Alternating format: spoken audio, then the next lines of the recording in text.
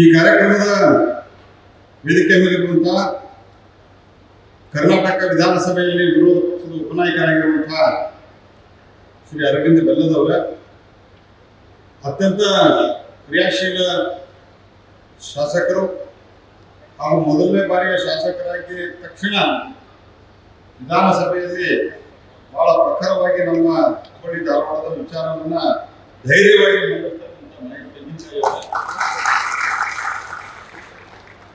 ಮುಂದೂಟದಲ್ಲಿ ಯಾವುದೂ ರೋಡ ಹೊಡೆದಿಲ್ಲ. ರೋಡಗಳನ್ನ ಮಾಡಿಸಿರುವಂತಹ ಎಂ.ಆರ್. ಪಾಟೀಲ್ ಅವರೇ ಹಾಗೂ ಈ ವೇದಿಕೆ ಮೇಲಿರುವಂತಹ ಎಲ್ಲ ಅಧಿಕಾರಿಗಳೇ, DC ಅವರಿದ್ದಾರೆ, ಕಮಿಷನರ್ ಅವರಿದ್ದಾರೆ, SP ಅವರಿದ್ದಾರೆ, ಹಾಗೂ ಏರ್ಪೋರ್ಟ್ ಅಥಾರಿಟಿಯ ಅಡ್ವೈಸರಿ ಕಮಿಟಿಯ ಸದಸ್ಯರು ಇಲ್ಲಿ ಇದ್ದಾರೆ.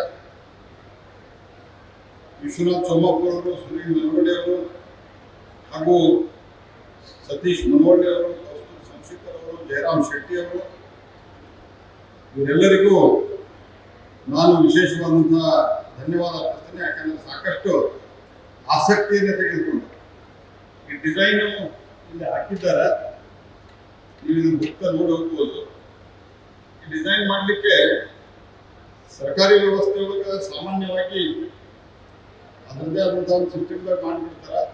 ಆದರೆ ಅದಕ್ಕೆ ಲೋಕಲ್ ಟಚ್ಗಳು ಇವರು 5 ಜನ ಏನು ಕೂತಾರ, ಅದೇ ರೀತಿ ಪಂಚ ಪಾಂಡವರ ಥರ ಬಹಳ ಪ್ರಯತ್ನ ಪಡ್ತಾರೆ. ಅವರಿಗೆ ಯಾಕಂದ್ರೆ ಯಾರೋ ಒಬ್ಬರ ಆರ್ಕಿಟೆಕ್ಟಿನ ಫ್ರೀ ಆಫ್ ಕಾಸ್ಟ್ ಸಜೆಷನ್ ಕೊಡ್ಲಿಕ್ಕೆ ಕರ್ಕೊಂಡು ಬಂದಿದ್ರು. ದೊಡ್ಡ ಆರ್ಕಿಟೆಕ್ಟ್ ಇವರು ತಮ್ಮ ವೈಯಕ್ತಿಕ ಜೀವನದಲ್ಲಿ ಏನು ಅವ್ರ ಕಡೆ ಸಹಾಯ ಕೊಡ್ತಾರಂತ ಆರ್ಕಿಟೆಕ್ಟನ್ನು ಕರ್ಕೊಂಡ್ಬಂದು ಅದರಲ್ಲಿ ಬದಲಾವಣೆಗಳನ್ನ ಮಾಡಿಸಿ ಮಾಡಿದ್ದಾರೆ. ಅದಕ್ಕೆ ಅವ್ರಿಗೊಂದು ಜೋರಾದ ಚಪ್ಪಾಳೆಯನ್ನು ತಪ್ಪಲಿಕ್ಕೆ ಇವತ್ತು ನಮ್ಮ ಈ ಹುಬ್ಬಳ್ಳಿಯ ವಿಮಾನ ನಿಲ್ದಾಣ ಇದು ಬಹಳ ವರ್ಷಗಳ ಹಿಂದೆ ಒಂದು ಏರ್ ಸ್ಟ್ರಿಪ್ ಆಗಿರುತ್ತೆ. ನಾವು ಮಾಡಿದವನ್ನ ನೆನೆಸ್ಬೇಕಾಗ್ತದೆ. ಇದೊಂದು ಏರ್ ಸ್ಟ್ರಿಪ್ ಆಗಿ ಪರಿವರ್ತನೆ ಮಾಡಲಿಕ್ಕೆ ಅಂದಿನ ಕರ್ನಾಟಕ ರಾಜ್ಯದ ಮುಖ್ಯಮಂತ್ರಿಗಳು ಆಗಿದ್ದಂತ ಮತ್ತು ವಿರೋಧ ಪಕ್ಷದ ನಾಯಕರು ಆದರು. ಹೀಗೆ 10 ಹಲವು ವಿಚಾರಗಳನ್ನ ಸ್ಥಾನಮಾನಗಳಲ್ಲಿ ಇದ್ದಂತ ಶ್ರೀ S.R. ಬೊಮ್ಮಾಯಿ ಅವರು ಈ ಒಂದು ಸಣ್ಣದಾದಂತ ಏನಂತಾರೆ ಅದಕ್ಕೆ ರನ್ವೇ ಮಾಡಿ ಇಲ್ಲಿ ಒಂದು ಏರ್ ಸ್ಟ್ರಿಪ್ ತಯಾರು ಮಾಡಿದ್ರು. ಅದಾದ ನಂತರ ಇದಕ್ಕೊಂದು ಅಪ್ಗ್ರೇಡೇಷನ್ ಆಗಿದ್ದು ಶ್ರೀ ಅಟಲ್ ಬಿಹಾರಿ ವಾಜಪೇಯಿ ಅವರ ಕಾಲದಲ್ಲಿ ಶ್ರೀ ಅನಂತ್ ಕುಮಾರ್ ಅವರು ಇದರ ಸಿವಿಲ್ ಏವಿಯೇಷನ್ ಮಂತ್ರಿ ಇದ್ದಾಗ ಇದಕ್ಕೆ ನೈಟ್ ಲ್ಯಾಂಡಿಂಗ್ ಫೆಸಿಲಿಟಿ ಶುರುವಾಗಿ ನಾವು ಅದನ್ನ ಒಂದು ಹಂತಕ್ಕೆ ತಗೊಂಡ್ಬಂದ್ವಿ. ಅದಾದ ನಂತರ ಮುಂದೆ ನಮ್ಮ ಸರ್ಕಾರ ಬಂದ ನಂತರ ಇದ್ರ ಮಧ್ಯೆ ಬಹಳ ಬೆನ್ನತ್ತಿ ಪ್ರಫುಲ್ ಪಟೇಲ್ ಅವರು ಮಂತ್ರಿ ಇದ್ರು, ಸಿವಿಲ್ ಏವಿಯೇಷನ್ ಮಂತ್ರಿ.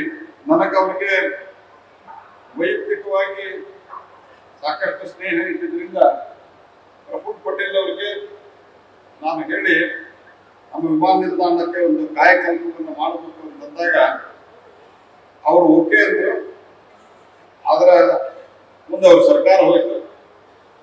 ಆದ್ರೆ ಅದು ಓಕೆ ಮಾಡಿ ಹೋಗಿದ್ರು. ಮುಂದೆ ನಮ್ಮ ಸರ್ಕಾರ ಯಾವುದೇ ತಾರತಮ್ಯವನ್ನು ಮಾಡಲಾರದೆ ಅವ್ರು ಯಾವ್ಯಾವ್ದು ಓಕೆ ಮಾಡಿದ್ರು ಎಲ್ಲ ಏರ್ಪೋರ್ಟ್ಗಳಿಗೆ ದುಡ್ಡು ಕೊಟ್ಟು ಇವತ್ತಿನ ಟರ್ಮಿನಲ್ ಬಿಲ್ಡಿಂಗ್ ಮಾಡಿದ್ರು. ಅದಾದ ನಂತರ ಇದರ ವಿಚಾರ ಹೆಂಗ್ ಬಂತು ಅಂತಂದ್ರ ನಮ್ಮ ದೇಶದ ಆರ್ಥಿಕ ಸ್ಥಿತಿ ಇವತ್ತು ಜಾಗತಿಕ ಮಟ್ಟದಲ್ಲಿ ಈ ಹಿಂದೆ ಫ್ರಾಜೈಲ್ 5 ಅನ್ನುವಂತಹ ಸ್ಥಿತಿಯಲ್ಲಿದ್ದಂಥ ಆರ್ಥಿಕ ಪರಿಸ್ಥಿತಿ ಅಂದ್ರೆ ಅತ್ಯಂತ ದುರ್ಬಲ ಅರ್ಥವ್ಯವಸ್ಥೆ ಅನ್ನುವಂತಹ 5 ಅರ್ಥವ್ಯವಸ್ಥೆ ಅನ್ನುವಂತಹ ಸ್ಥಿತಿಯಿಂದ ಭಾರತ ಜಗತ್ತಿನ 5ನೇ ಅತಿ ದೊಡ್ಡ ಆರ್ಥಿಕ ಶಕ್ತಿಯಾಗಿ ಹೊರಹೊಮ್ಮಿದೆ. ಇದು ರಿಫ್ಲೆಕ್ಷನ್ ಎಲ್ಲೆಲ್ಲ ಹೆಂಗೆ ಆಗ್ತಿರ್ತಾವ ಅಂತನ್ನೋದು ನಾನು ಬಹಳ ಸತ್ಯ ಇದನ್ನ ಬಹಳ ವೇದಿಕೆಗಳಿಗೆ ಹೇಳಿದ್ದೀನಿ. ನಾವೆಲ್ಲ ಇದನ್ನ ಯಾಕೆ ರಿಪೀಟ್ ಮಾಡ್ತಾ ಇದ್ದೀವಿ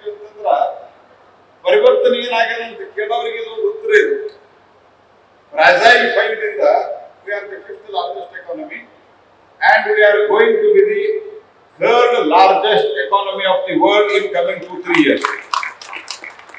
What is its reflection? Its reflections we can see in many ways, but as far as aviation industry is concerned, if you look at it, ಜಗತ್ತಿನೊಳಗ ನಾ ಹೇಳೋದನ್ನ ನೀವು ಅತ್ಯಂತ ಅಂಡರ್ಲೈನ್ ಮಾಡಬೇಕು ಅಂತ ಒಂದು ಸಣ್ಣವಾದಂತಹ ಮನವಿ.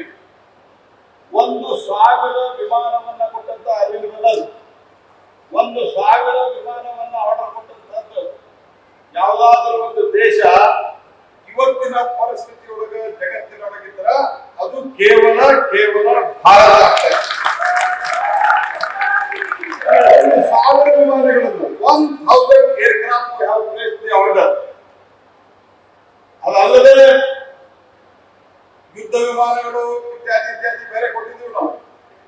ಅದಕ್ಕಾಗಿ ಬೋಯಿಂಗ್ ಇರ್ಬೋದು, ಏರ್ಬಸ್ ಇರ್ಬೋದು, ಭಾರತದಲ್ಲಿ ಸಂಬಂಧಿಸಿದಂತಹ ಯೂನಿಟ್ಗಳ ಮ್ಯಾನುಫ್ಯಾಕ್ಚರಿಂಗ್ ಯೂನಿಟ್ ಅನ್ನ establishing in India because we are in a position to dictate the terms. ಭಾರತ ಇವತ್ತು ಹಿಂಗ ಮಾಡ್ರಿ ಅಂತ ಹೇಳುವಂತ ಸ್ಥಿತಿಯೊಳಗೆ ಭಾರತ ಬಂದಿದ್ರೆ ಅದು ಭಾರತದ ಅರ್ಥಶಕ್ತಿಯ ತಾಕತ್ತೇನಿದೆ, ಆ ತಾಕತ್ತಿನ ಆಧಾರದ ಮೇಲೆ ನಾವು ನೆನಪು. 1,000 ವಿಮಾನ ಅಂತಂದ್ರೆ ಇದು ಬಹಳಷ್ಟು ಜನಕ್ಕೆ ಅಂದಾಜು ಬರ್ಲಿಕ್ಕೆ ಸಾಧ್ಯ ಇಲ್ಲ. ಅಥವಾ ಅಲ್ಲಿ ಸಹಿತ ಇವನ್ ಆ ದೇಶದಲ್ಲಿ ಸಹಿತ ಜನ ಆಶ್ಚರ್ಯಚಕಿತಗೊಂಡಿದ್ದಾರೆ. ಮತ್ತು ಅಲ್ಲಿಯೂ ಸಹಿತ ಜಗತ್ತಿನ ಎಲ್ಲ ರಾಷ್ಟ್ರಗಳಲ್ಲಿ including US, including China, including Japan, all European countries, ಅವತ್ತು ಎವರೇಜ್ ಗ್ರೋತ್ ರೇಟ್ ಇವತ್ತು 0.9% ಜಪಾನ್ ಇದ್ರೆ, 1.9% US ಇದ್ರೆ, ಈಗ ಬೇರೆ almost all are less than 3%. ಆದ್ರೆ ಭಾರತದ್ದು ಇವತ್ತು 7.5%, ಲಗ್ಭಗ್ 7.5%ಗಿಂತ ಜಾಸ್ತಿಯಾಗಿ ಇವತ್ತು ಜಗತ್ತಿನ ಅತ್ಯಂತ ವೇಗವಾಗಿ ಬೆಳೆಯುತ್ತಿರುವ ಆರ್ಥಿಕತೆಯಾಗಿ ಭಾರತ ಹೊರಹೊಮ್ಮಿದೆ. ಹಾಗಾಗಿ ನಮ್ಮ ಕಡೆ ಇಂಡಿಗೋ ಮ್ಯಾನೇಜ್ಮೆಂಟ್ ಅವರು ಬಂದಿದ್ರು, ನನಗೆ ಹೇಳಿದ್ರು ನಾವು 500 ಏರ್ಕ್ರಾಫ್ಟ್ಗಳನ್ನ ಆರ್ಡರ್ ಕೊಟ್ಟಿದ್ದೀವಿ. ಆನಂತರ ನಾನು ಏನೋ ಕಾರಣಕ್ಕೆ ಒಂದ್ಸತ್ತೆ ಟಾಟಾದ ಚೇರ್ಮನ್ ಅವರಿಗೆ ಮಾತಾಡಿದ್ರು. ನಮ್ಮ ಇಲಾಖೆ ಜೊತೆಗೆ ಬಂದಿಲ್ಲ, ಸಣ್ಣ ಪುಟ್ಟ ಸಂಪರ್ಕಗಳು ಇರ್ತಾವೆ. ಅದೇನೋ ಒಂದು ವಿಷಯಕ್ಕಾಗಿ ಮಾತನಾಡಿದ್ರು. ಆವಾಗ ಅವ್ರು ಹೇಳಿದ್ರು ನಾವು 500 ಕೊಟ್ಟಿದ್ದೀವಿ, ಅವರು ಸಣ್ಣ ಪುಟ್ಟ ಅವರು ಕೊಟ್ಟಿರೋದು ಬೇರೆ, ಇಬ್ಬರ ಸೇರಿ 1,000 ಕೊಟ್ಟಿವಿ ಅಂದಾಗ ನಮ್ಮ ತಲೆಯಾಗಿ ಬಂತು. 1,000 ಏರ್ಕ್ರಾಫ್ಟ್ ಕೊಟ್ಟಾಗ ನಮ್ಮ ಹುಬ್ಬಳ್ಳಿಯಲ್ಲಿಯೂ ಸಹಿತ, ನಮ್ಮ ಬೆಳಗಾವಿಯಲ್ಲಿಯೂ ಸಹಿತ ಅನೇಕ ವಿಮಾನಗಳು ಬರ್ತಾವ. ನಮ್ಮ ವಿಮಾನವನ್ನ ಆ ವಿಮಾನಗಳು ನಮ್ಮ ಇಂಡಿಯಾಕ್ಕೆ ಬಂದ, ನಮ್ಮ ಭಾರತಕ್ಕೆ ಬಂದು ಇಳಿಕ್ಕಿಂತ ಮೊದಲ ನಮ್ಮ ಏರ್ಪೋರ್ಟ್ ಅಪ್ಗ್ರೇಡೇಷನ್ ಆಗಬೇಕು ಅನ್ನುವಂತ ಒಂದು ಕಲ್ಪನೆಯನ್ನು ಇಟ್ಕೊಂಡು ನಾವು ಸಿದ್ಧಾಂತ ಮಾಡಿದೆ. ನೀವೇನು ಏರ್ಪೋರ್ಟ್ ಡೆವಲಪ್ ಮಾಡ್ತಾ ಇದ್ದೀರಿ ಅದ್ರೊಳಗೆ ನಮ್ಮದು ಒಂದು ಸೇರಿಸ್ತೀರಿ ಅಂತ.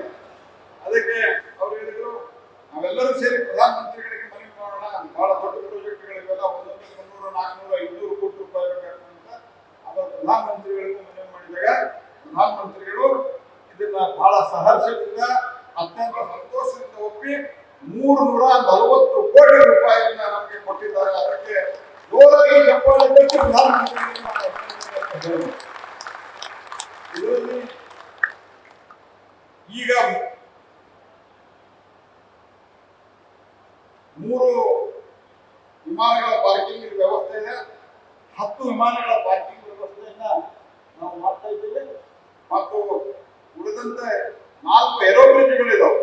ಅಂದ್ರೆ ಏರೋಬ್ರಿಡ್ಜ್ ಬರುವಂತ ವಿಮಾನಗಳ ಬಹಳ ಇರುತ್ತವ ಅನ್ನುವಂಥದ್ದು ಸಂಗತಿಯನ್ನ ನೀವು ಅರ್ಥ ಮಾಡ್ಕೋಬೇಕು. ಹುಬ್ಬಳ್ಳಿ ವಿಮಾನ ನಿಲ್ದಾಣವನ್ನ ಎಲ್ಲ IIT, IIIT ಎಲ್ಲ ಸಂಗತಿಗಳನ್ನ ನಾವು ತಂದಿದ್ದೇವೆ.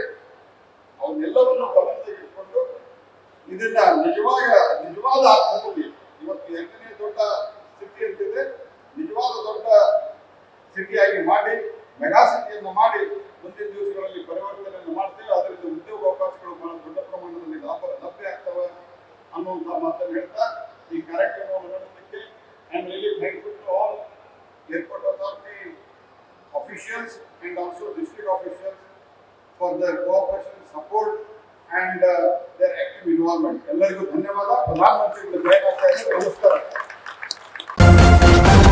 ನ್ಯೂಸ್ ಫಸ್ಟ್ ನಿರ್ಭೀತಿಯಿಂದ ನಿಮ್ಮ ಪರವಾಗಿ.